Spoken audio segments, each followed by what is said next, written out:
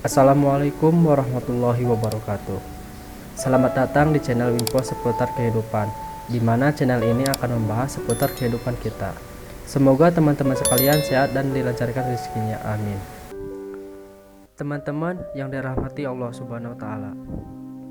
Penilaian Allah terhadap manusia bukan disebabkan karena harta, jabatan, atau ketampanannya, melainkan berdasarkan ketakwaannya.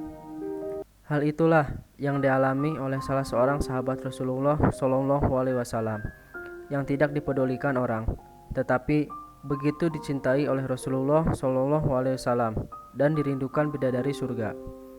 Sahabat itu bernama Julaibib radhiyallahu anhu. Nama yang terkesan asing, tindak begitu indah, dan justru menjurus pada ciri fisiknya yang kerdil. Nama yang disandangnya tentu bukan pemberian dirinya sendiri, bukan pula pemberian dari kedua orang tuanya. Julaibib adalah sahabat Nabi Shallallahu Alaihi Wasallam yang tidak diketahui dengan pasti siapa ayah dan ibunya. Bagi masyarakat Madinah, seseorang yang tidak bernasab dan tidak bersuku adalah aib besar yang memalukan. Karena alasan itulah yang membuat Julaibib begitu diasingkan oleh masyarakat sekitar, sehingga dia merasa tidak berharga sama sekali hidup di dunia. Ditambah lagi keseharian Julaibib yang serampangan, lusuh, dan jorok membuat orang-orang di sekitarnya tidak berkenan untuk mendekatinya. Julaibib hanya tidur beralaskan pasir dan kerikil, serta berbantal tangan setiap malam. Bahkan untuk minum, Julaibib hanya menggunakan tangannya untuk mengambil air dari kolam umum penduduk setempat. Pemimpin Bani Aslam yang bernama Abu Barzah pernah berkata tentang Julaibib kepada rakyatnya, "Jangan pernah biarkan Julaibib masuk di antara kalian. Demi Allah, jika dia berani begitu, aku akan melakukan hal yang mengerikan padanya." Kendati demikian, karunia Allah tidak akan pernah salah alamat. Julaibib pun mendapat hidayah dari Allah dan bertekad untuk berada di barisan paling depan ketika sholat maupun jihad. Pada suatu hari, Julaibib yang tinggal di Safah Masjid Nabawi ditegur oleh Rasulullah Shallallahu Alaihi Wasallam.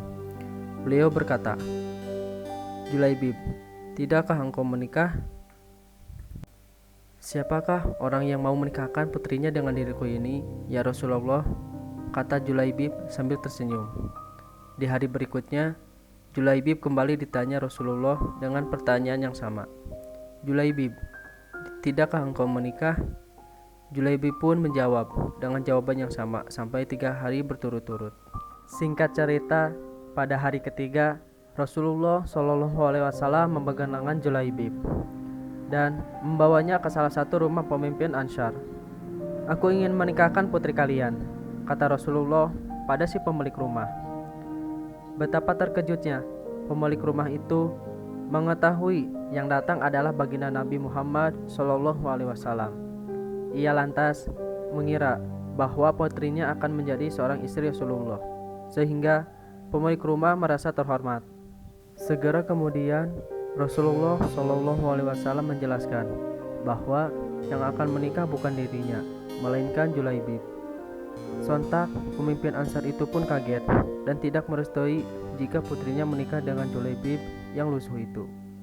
Akan tetapi putri pemimpin Ansar itu berbeda pandangan. Ketika ia tahu bahwa yang meminta itu adalah Rasulullah, dia tidak berani menolak. "Apakah kalian hendak menolak permintaan Rasulullah? Demi Allah, kirim aku padanya. Dan demi Allah, karena Rasulullah yang meminta, maka tiada akan membawa kehancuran dan kerugian bagiku," kata sang gadis. Kemudian sang gadis oleh hal itu pun lalu melantunkan ayat suci Al-Quran yang artinya, "Dan tidaklah patut bagi lelaki beriman dan perempuan beriman. Apabila Allah dan Rasulnya telah menetapkan suatu ketetapan, akan ada bagi mereka pilihan lain tentang urusan mereka. Dan barang siapa mendurhakai Allah dan Rasulnya, maka sungguhlah dia telah sesat yang nyata." Quran Surat Al-Ahzab ayat 36. Mendengar jawaban gadis yang bijaksana itu, Nabi Shallallahu Alaihi Wasallam kemudian berdoa, "Ya Allah, limpahkanlah kebaikan atasnya dalam kelimpahan yang penuh berkah. Jangan kau jadikan hidupnya payah dan bermasalah." Hingga akhirnya sang gadis dan Julaibib ditakdirkan untuk hidup bersama. Namun dalam waktu yang sebentar, karena Julaibib harus segera menghadap Sang Pencipta setelah dirinya gugur sebagai syahid di medan perang. Ketika gugurnya Julaibib di medan perang, Rasulullah Shallallahu Alaihi Wasallam sangat kehilangan. Tetapi tidak dengan sahabat yang lain yang memang tidak terlalu menganggap Julaibib. Rasulullah Shallallahu Alaihi Wasallam pun memerintahkan agar para sahabatnya mencari jasad Julaibib. Akhirnya jasad Julaibib pun ditemukan dalam keadaan penuh dengan luka di sekujur tubuhnya. Namun di sekitarnya terdapat 7 jasad yang berhasil ia bunuh.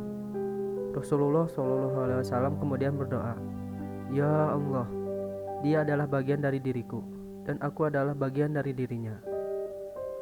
Usai Julaibib radhiyallahu anhu dimakamkan, terjadilah peristiwa yang menakjubkan. Rasulullah SAW menangis. Air matanya menetes sembari memandang ke langit. Dan di saat Nabi SAW, kemudian Rasulullah SAW tersenyum, lalu membuang pandangannya ke samping, seraya menutup mata dengan telapak tangan beliau. Para sahabat melihat kejadian itu terheran-heran.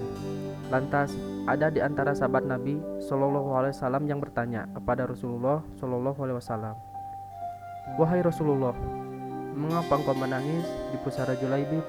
Maka Rasulullah SAW menjawab, "Aku menangis karena mengingat Julaibib. Hari ini dia memintaku merestuinya untuk menikah. Semestinya hari ini dia tengah bahagia bersama istrinya. Namun hari ini ia juga telah tiada." Kemudian salah seorang sahabat tersebut bertanya kembali, "Lantas tadi mengapa engkau tersenyum ya Rasulullah?"